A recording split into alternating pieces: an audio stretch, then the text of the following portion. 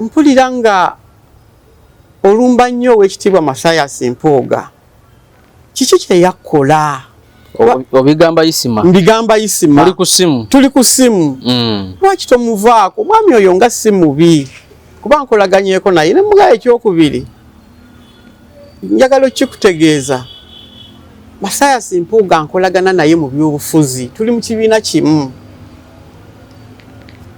badde nkusaba omuleke talina buzibu mwami mukakamu mwami wa mpisa mwami awa buli muntu ekitiibwa teyali negative teyali positive yali wakati awo nemugamba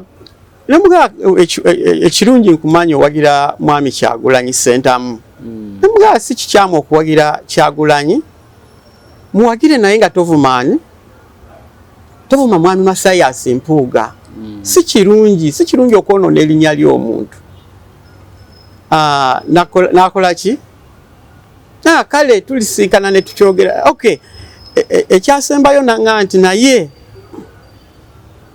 nze sirya wa Mathias Mpuuga naye wa Kyagulanyi nfunayo ettooke kitegeeza amukuba kuba tamuwaayo kantu ekimumukubya I cannot elaborate ekyo kinyonnyola bulungi statement enyonnyola bwatyo bwe yaŋŋamba nti nze ettooke ndifuna wa Kyagulanyi kati nekifuba ekifaananyi Isima Lubega era namukubidde essimu bw'aba ayiga ajja kuyiga kubanga namuvumye envuma gye namuvumye simanyi nti nina omuntu gwe nali njivumyeko ku nsi kakati ekisookera ddala ekyamazima Isima Lubega omuntu gwe yakolaganye naye okufuna some information enkwatako namutegedde kubanga Isima talina kintu kyonna kyamanyiiko ye ng'omuntu mu bulamu bwe yakandaba omulundi gumu naye alina omuntu owange akati oyagala nkumatize ntya motive yono oyagala neyambula engoye kyeŋŋamba gw'osuubira lwaki ono yawadde information kakati abaana abo kambayita abaana kuba basajja bakulu naye baana kuggwe balina fitina gye sitegeera ate baagala nnyo okulwana entalo eziri baseless baagala nnyo okulwana entalo ezitalina mulamwa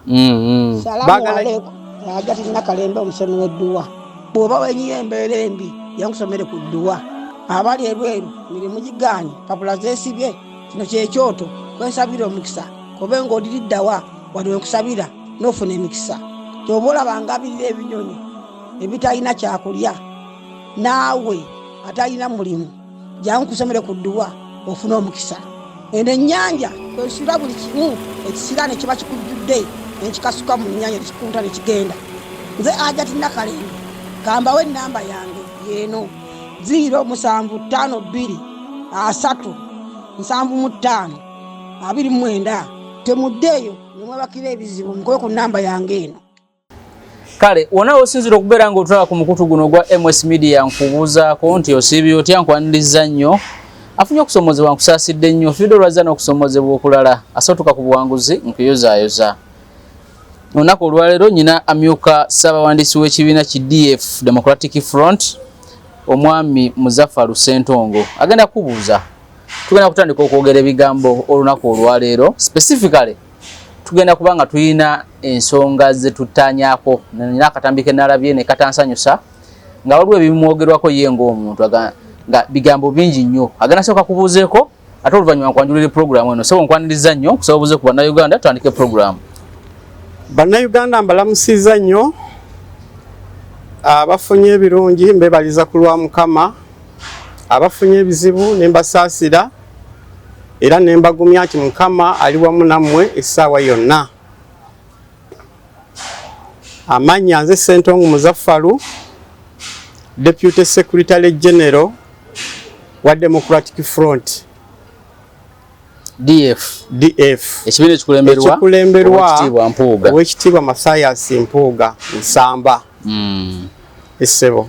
Embeera eri etya mu DF? Embeera mu Democratic Front etambudde bulungi okuva lwe twatandika okutuusa olwaleero nga tetulina buzibu bwonna, tetulina kusoomoozebwa kunene, era enkolagana eyo tusuubira okutambula obulungi ekiseera kyonna. Naddala wakati waffe ba founder members b'ekibiina ne Mwami Mathias Mpuuga. Mwami Mathias Mpuuga tetunnamufunamu buzibu bwonna, tukolagana bulungi, tunyumya, tunywa caayi, tulya emmere, tuwaŋŋana amagezi, nga n'ekisinga obukulu mu byonna Mwami Mathias Mpuuga atuwa ekitiibwa. Mwenga ba founding members. Era naffe tumuwa ekitiibwa era tumutwala nga mukadde waffe. Yensonga eyo ssebo.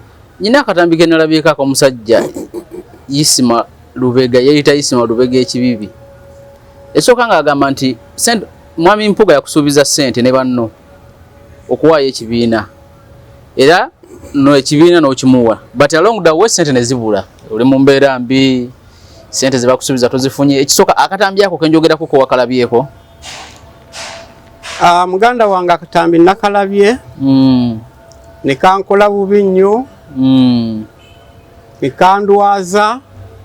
Katuse n'okulwaza? Ne kammeza olutiko. Nga kadde k'amaanyi. Kubanga nze ebintu bibiri sibizannyirako mu bulamu bwange. Ate nsonyiwa nnyo. Nsobola okusonyiwa omuntu anzibye. Anzibye ssente zange. Omuntu asobola okunvuma n'agenda. Naye ebintu bibiri sibizannyirako. Saagala muntu ayonoona linnya lyange. Number 1. Ekyokubiri saagala muntu andyamu lukwe. Ebyo ebintu ebibiri, they are red lines.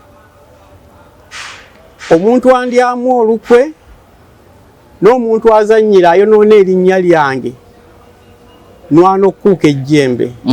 Kakati akatambi ako nakalabye ne kampisa bubi. Kuba nze ndi musajja mukulu, sikyali muvubuka. Abavubuka be bakola ebintu ebyo by'okwekyusakyusa. Kuba yalaze nti ndi disgruntled, ndi munyiivu, twalagaana Mathias Mpuuga ampe ssente mu kibiina, nannimba n'atazimpa. Ekisooka njagala okutegeeza bannayuganda, ekibiina tekitundwa. Ekintu ekyo nakyogerako emabega nenkiriyalinga eya. Ekibiina ebeera public good. Tekisuubuzibwa, ekibiina tekitundibwa. Ekyo kimu. Ekyokubiri, nze okufuna obutakkaanya bwonna ne Mwami Mathias Mpuuga, nina gye nsobola okugenda, gye nsobola okuddukira okufuna obuyambi. Okugeza nsobola okugenda ewa Katikkiro Charles Peter Mayiga ne musaba okubatabaganya, otutabaganya. Oweekitiibwa Katikkiro Mayiga tasobola gaana. Nsobola okuddukira owa Bishop Ssemwogerere ow'e Lubaga. Tasobola kugaana kukola ki? Tutabaganya. Nsobola okuddukira owa jjajjaffe Omulangira Kasimu Nakibinge. Tasobola gaana kukola ki? Tonsuubira mulundi na gumu kufuna butakkaanya na Mwami Mathias Mpuuga nenzirukira mu social media oba main media. okuhandolinga ebizibu byaffe. No, kubanze ndi muntu mukulu ate seekyusa. Era ne mwami Mathias Mpuuga namugamba nti omukisa gwe yafuna yakolagana n'omuntu ateekyusa. Nze obutonde bwange seekyusa.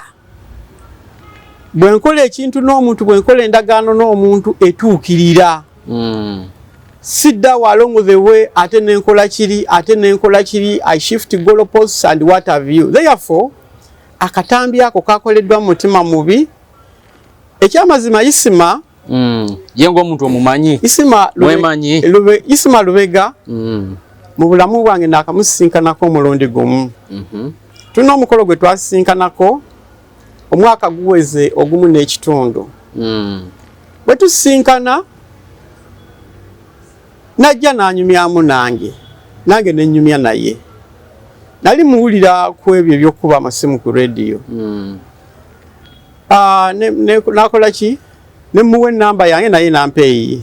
Naye nga si mukwano gwange tetumanyiganye naye just nga bwe tusiŋŋaana abantu. Mwesinkana ku mukolo gwa byabufuzi, mukolo gwaki? Omukolo ogwo twasinkanaho Hoima, mukolo tegwali gwa byabufuzi. Nali ngenze kulambula projects za UNOCO ez'amafuta. Uganda National Oil Company. Yes. Kakati naye twalina delegation. Delegation eyo naye yafuna omukisa n'agigiramu. Kubanga eyatumobilizinga yali amumanyi nga naye amumanyi. Nitugenda. Era twasulayo ennaku nga 3. Mwaka guweze ogumu n'ekitundu. We shared the contacts. Naye era bwe tuvaayo some following because I didn't have interest in him. Some following nti oba mukubire oba ki nenga simulinaako buzibu. Naye wakati awo nempulira ng'alumba nnyo Oweekitiibwa Mpuuga, ng'alumba nnyo mwami Kasibante Moses, ng'alumba nnyo mwami Sseggona, ng'ayogera nti Sseggona mulundi, Kasibante mulundi, ng'ayogera fitina nnyingi nnyo ku Mathias Mpuuga. Kintu ekyo ne kinkwatako. Singa 3 emabega kwekebera mu ssimu yange nolabamu erinnya lye. Nendabamu erinnya lye. Ngamba wa mwami ono kamukubire, namulabako. Mukubire mubuuze lutalo ki lwalina n'Oweekitiibwa Mathias Mpuuga. Era ne mukubire ekyo omukisa omulungi n'akwata. Weeks 3 kitundu emabega, 3 kitundu. Bwe yakwata ne mubuuza bulungi, ne mujjukiza gye twasinkana, najjukira, ne mugana naye obuzibu bwe nnina mpulira nga olumba nnyo Oweekitiibwa Mathias Mpuuga. Kiki kye yakola? Obigamba Isima. Mbigamba Isima. Tuli ku ssimu. Lwaki tomuvaako? Mwami oyo nga si mubi. Kuba nkolaganyeeko naye ne mugaye ekyokubiri. Njagala okikutegeeza. Mathias Mpuuga nkolagana naye mu by'obufuzi. Tuli mu kibiina kimu. Badde nkusaba omuleke, talina buzibu. Mwami mukakamu, mwami wa mpisa, mwami awa buli muntu ekitiibwa. Teyali negative, teyali positive. Yali wakati awo. Nemugamba ekirungi nkumanya owagira mwami Kyagulanyi Ssentamu. Nemugamba si kikyamu okuwagira Kyagulanyi.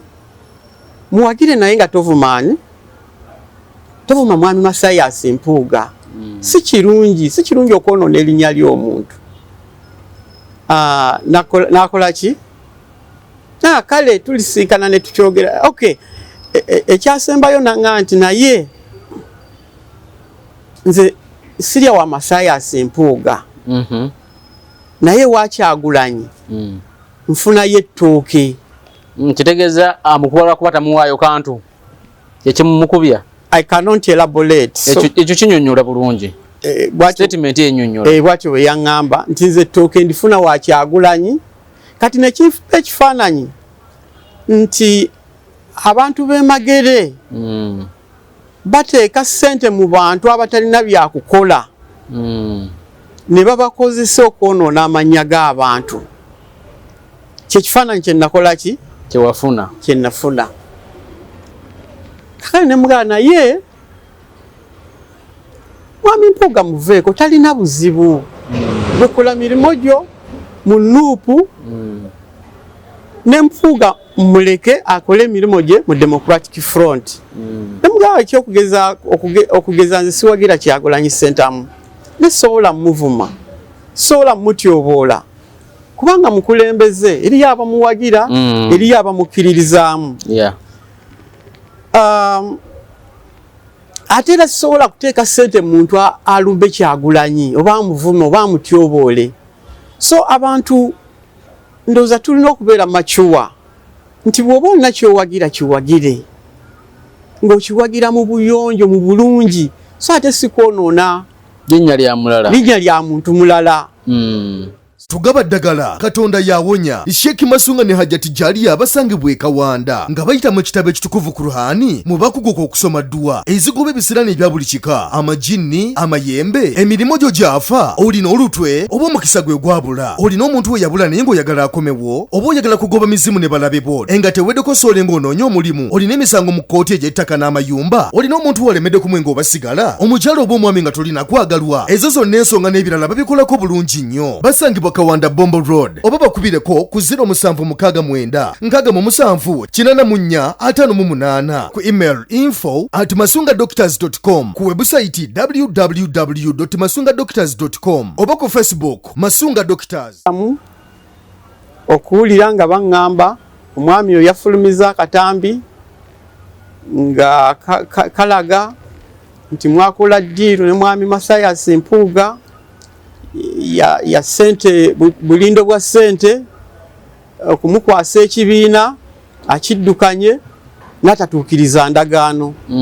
Era oli munyiivu nnyo, era oli munakuwavu nnyo, era obonaabona nnyo, otambuza bigere, okola otya fayini. Bwe mba ntambuza bigere, okutambuza bigere musango. Si musango. Okiraba? Bwe mba ntambuza bigere, gwe ng'ovuga mmotoka, gwe vuga mmotoka yo nange ntambuza ebigere byange. Sina complainingako. Okiraba? Kale embeera nebeera bwetyo, nesibeera happy, naye nga njagala okutegeeza bannayuganda mwenna abandaba, mwami Mathias Mpuuga y'omu ku bantu be neenyumirizaamu. I'm proud of me, Honorable Mathias Mpuuga. Ali respectful, awo omuntu ekitiibwa, musajja mukakamu, musajja awuliriza. Sina buzibu bwonna naye, ne bannange nga ba-founder members mu kibiina tebalina buzibu naye. Ate era tetusuubira nti wayinza okubeerawo obuzibu bwonna obutasobola kugonjoolwa wakati waffe, naye era tutambula bulungi ne mu kibiina mwe ekiri, kubanga nze nkugambye ndi Deputy Secretary General. Kakati bwe nkuba Honorable Mpuuga, mba ntema muti tabi kwentudde. Mba ntema tabi lya muti kwenkoze eki? Kwentudde. Kakati bwe nyonoona Mpuuga n'asaanawo, nze ate obwa Deputy Secretary General mbukola naani? Naye ye mu kwogera lwaki alaga nti alinga yayogeddeko naawe n'omubuulira by'oyitamu? Weebale nnyo ekibuuzo ekyo. Kakati Isima Lubega era namukubidde essimu, bw'aba ayiga ajja kuyiga kubanga namuvumye. Mwamuvumye okusinziira ye statement ze yayogedde? Envuma gye namuvumye simanyi nti nina omuntu gwe nali njivumyeko ku nsi.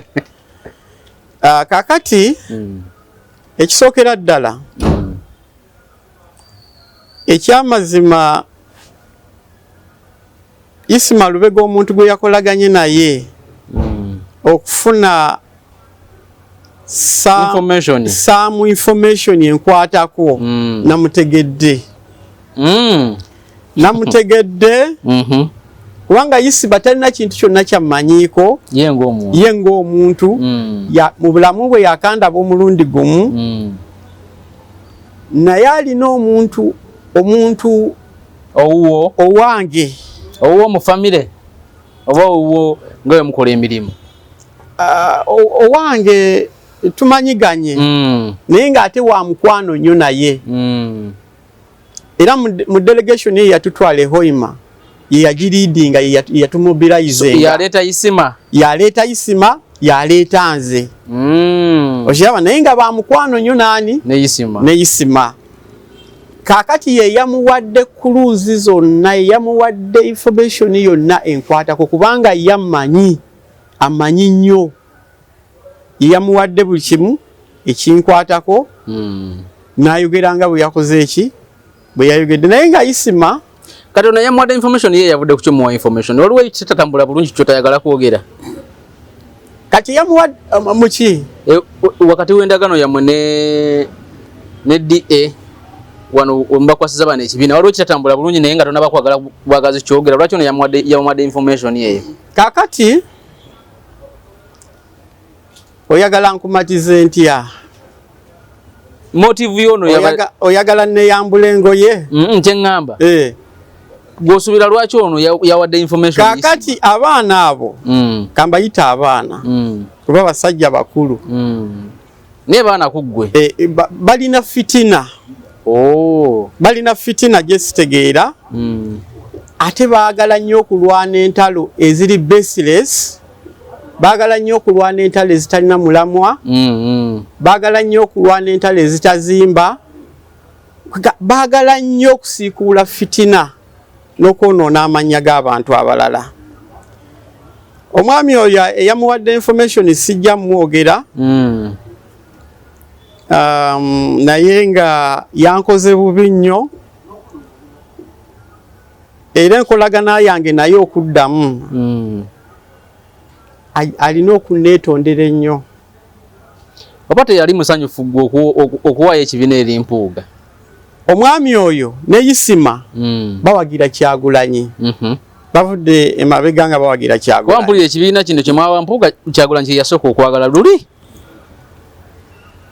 batuperereza ne tugaana kubanga ffe twali tulaba nga ebintu byabwe si birambulukufu nga tetusobola kukolagana nabo si yekka eyatutuukirira bangi baweranga basatu abatutuukirira naye bonna abatutuukirira twasalawo okukolagana ne Oweekitiibwa Mathias Mpuuga era tatudisappointinze tatukoze bubi era tetusuubira tukola bubi tukkaanya era tusuubira tujja kukkaanya kale kati ye Isima era nga bw'olaba entalo za Zaalumba afunayo akantu katono nnyo n'akagattiriza n'atandikawo olutalo kakati bo balina enkola oluusi bayisa eggaali bakiyita kuyisa gaali muntu bamanyi n'okubayita bw'ayisa eggaali muntu nga bw'ayisa eggaali muntu nga omuntu oyo muyabayaba amugamba namuyita namuwaayo akantu namugamba wayendeka oba ng'alina okutya kungi ng'amuyita ng'amuwaayo akantu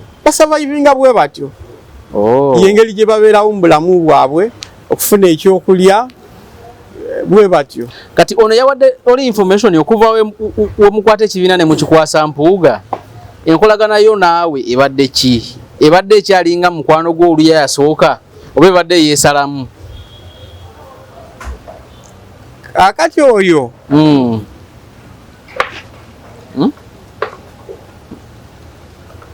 tuddewa nooli okuva wawaayo okuva wemwakolwa omukago ne mwami Mpuuga n'owaayo ekibiina oba ne mudda mu DF ebadde ekyalinga luli kuba ngambye yali mukwano gwe ebadde ekyalinga luli talina kyandaga tunyumya bulungi tunyumya ku byobufuzi ebyenjawulo naye nga manyi gyagwa sina buzibu naye ate nze sikyawa muntu lwa byabufuzi abawagira Museveni nkolagana nabo abawagira President Museveni mbeera nabo, abawagira UPC mbeera nabo, nyumya nabo, abawagira FDC nyumya nabo, abawagira NUP nyumya nabo. Sina hatred yeyo. So kakati ye ndowooza yalowooza nti nja kutambulira mu bigere bye ng'owa NUP nange ndowooze nga ye. Naye buli muntu abeera n'ensonga ze. Buli muntu abeera n'ensonga ze. Ze nasalawo okuwagira Mathias Mpuuga ng'omuntu. Gwe n'obwoleeta ssente zifaanana zitya, ne bw'oleeta mmotoka ezifaanana zitya, mpagira Mathias Mpuuga. Si lwa ssente, si lwa mmotoka, si lwa bugagga. Nze ndi mugagga mu mutima. Bugagga bwe nnina bummala, nsula wange, sipangisa, nina ettaka we nnimira, nunda enkoko, ez'amagi, ez'ennyama, nunda embuzi, nunda endiga. Ndi mubativu mu bulamu bwe ndimu. So siri after money. Siri after money oba that massive wealth abantu zibalowolezaamu. Nti oli bw'ataba na mmotoka, oyo taba muntu, oli bw'ataba na kino, taba. They are nothing to me. I'm happy. I'm happy. Naye bwe baba bandaba nti siri happy, kiri gye bali. Naye nze ndowooza ndi happy kubanga sijula ate sisabiriza. Kye nnina kimmala. Bwe ndwala nsobola okugenda mu ddwaliro. Famire yange bwe lwala nsobola ogitwala mu ddwaliro. Kati lwaki balowooza nti olw'okuba tebandaba mu mmotoka ng'omu ku bo oli gwe nkugambye awayise my information avuga mmotoka kakati ye agezaako okunnengeza ate si lwasoosa alina ebintu by'azaakola ebiraga okulengeza naye sometimes you ignore. Sometimes you ignore.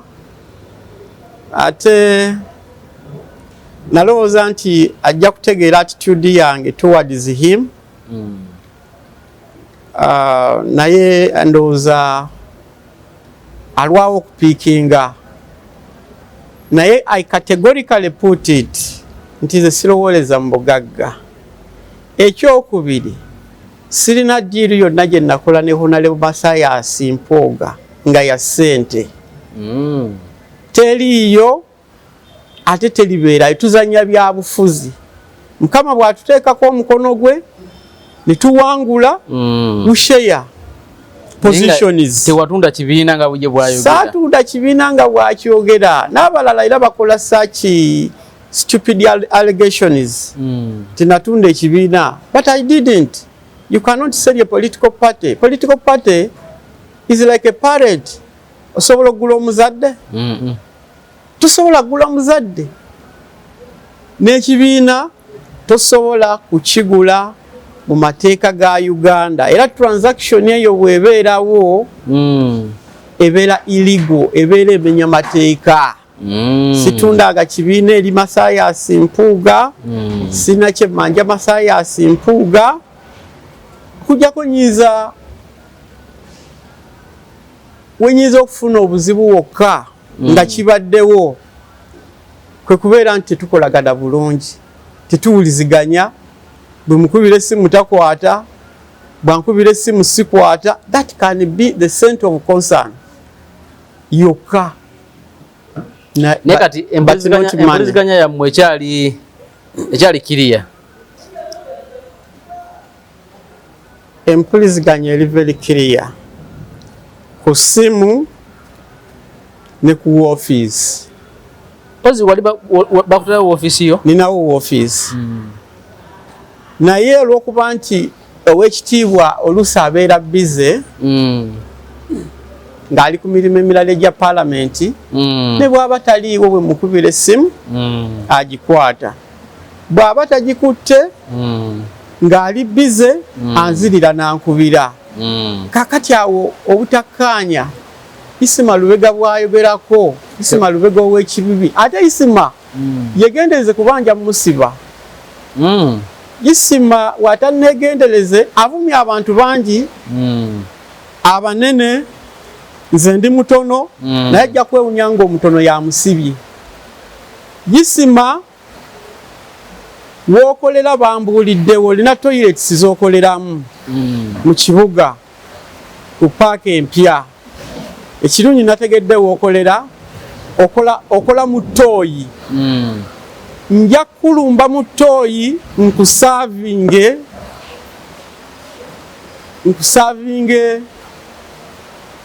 summons singa teweddeko toddamu kwonoona linnya lyange toddamu kuzanyira ku linnya lyange zanyira kugabalala naye nze mu butono bwange ekikwatagana n'erinnya sikizanyirako nja kusiba ne bw'onaabula ne bw'onoobuulirawa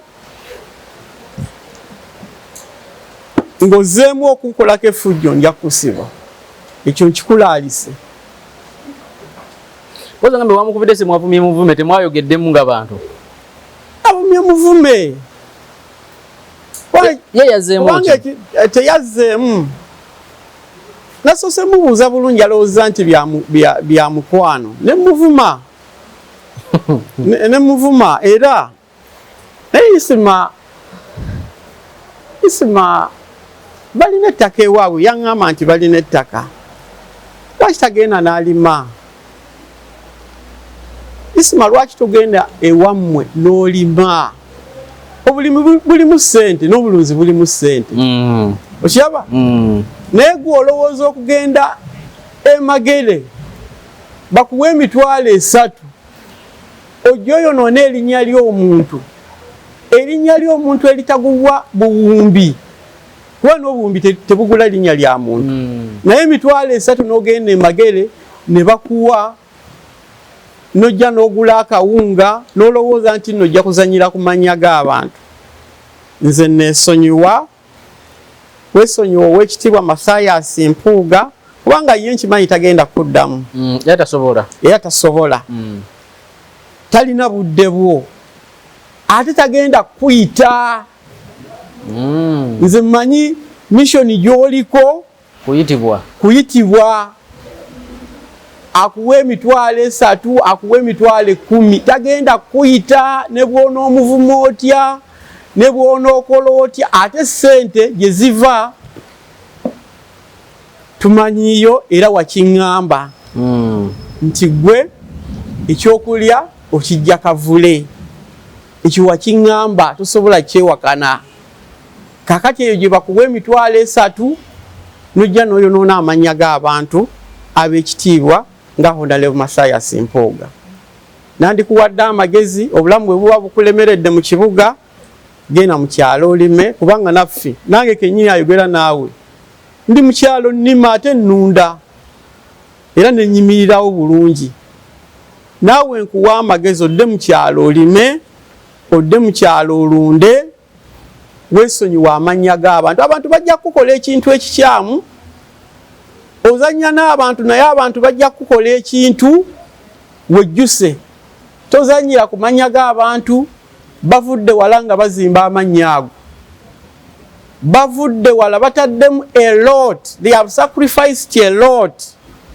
okuzimba amannya gaabwe kati gwe okuva eri mu toilets z'okolamu n'omanyiira abantu n'otandika okubavuma ojja kufuna obuzibu ndowooza byebyo ku musajja oyo olinayo akalala akalala nsaba bannayuganda